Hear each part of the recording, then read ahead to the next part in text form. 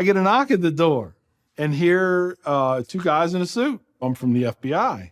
The first thing I have to say is, what took you guys so long? I told them the truth. I was going to make my own IED, and I was going to set across the Islamic Center over in a bank's parking lot, and I was going to dial it in and just watch the show. Growing up, I saw a movie, and it was Rambo. Rambo was tough, respected. He had intestinal fortitude. I said, that's what I want to do. I went off and joined the Marine Corps.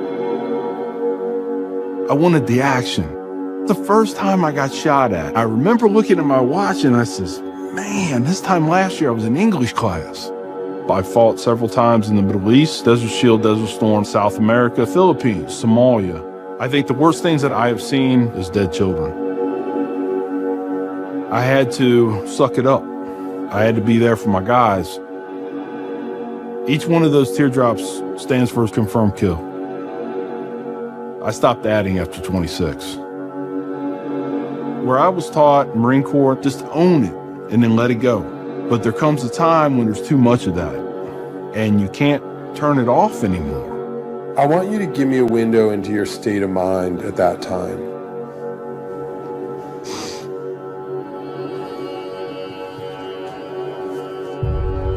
One time, my wife and I went to a DSW, and I saw in the distance these two women in black burqas in my store. I cried as I prayed for enough strength to go over there and break both their necks. I was just angry. I was just full of hate, and it just fed off itself. At that point, I was drinking a half gallon of vodka every 2 days.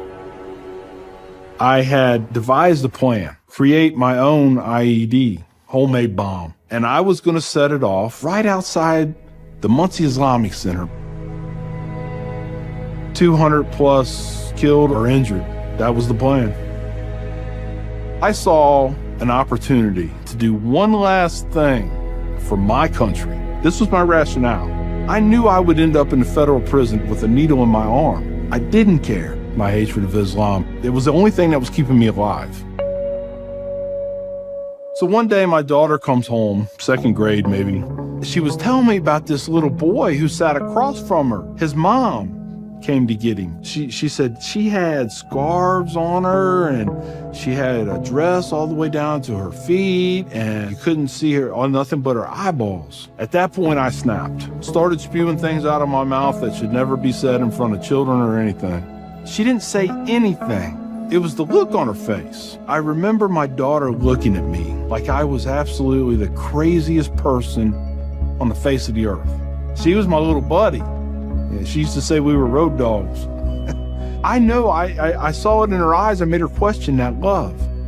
And that's when a light bulb came on. I decided to give the people of this community one more chance.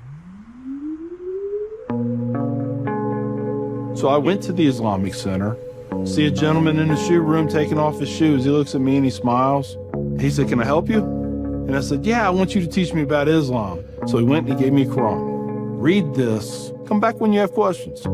So I did. And I would see things in the book. I'd be like, there it is. I got them right there. Explain that to me. And they would.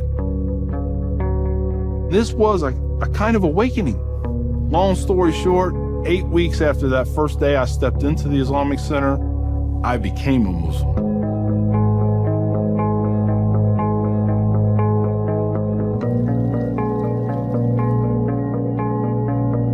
I'm a Muslim, a veteran, and a proud American. I had learned that I was completely wrong about everything that I felt. You know, Judaism had a message, Christianity had a message, Islam had a message. Funny thing is, though, it was the same message. It was about peace, and it was about love.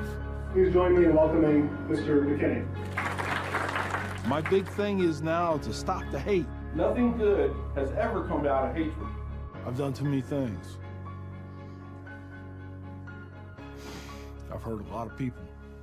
I have to live with that. But if I can stop somebody else on the path of non-forgiveness, I won.